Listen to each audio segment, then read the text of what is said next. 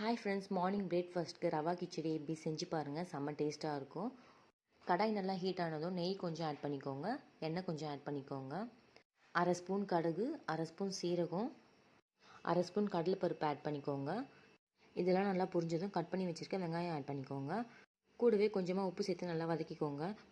கருவேப்பிலை கொஞ்சம் கட் பண்ணி வச்சுருக்க தக்காளி போட்டு நல்லா வதக்கிக்கோங்க. இதெல்லாம் நல்லா வதங்கினதும் துருவி வச்சுருக்க கேரட், கட் பண்ணி வச்சுருக்க பீன்ஸ் போட்டு நல்லா வதக்கிட்டு கூடவே 1/4 ஸ்பூன் மஞ்சத்தூள், அரை ஸ்பூன் சில்லி பவுடர், கொஞ்சமாக பெருங்காயத்தூள், காய்க்கு தேவையான அளவு உப்பு போட்டு நல்லா வதக்கிக்கோங்க.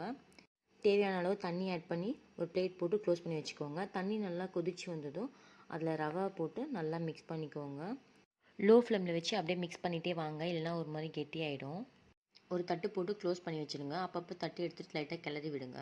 நம்ம டேஸ்டியான ரவா கிச்சடி ரெடி ஆகிடுச்சு. நீங்கள் செஞ்சு பார்த்துட்டு எப்படி இருந்துச்சுன்னு சொல்லி எனக்கு கமெண்ட் பண்ணுங்கள். தேங்க்யூ ஃபார் வாட்சிங். மறக்காமல் நம்ம சேனலை சப்ஸ்கிரைப் பண்ணிவிடுங்க. பாய்.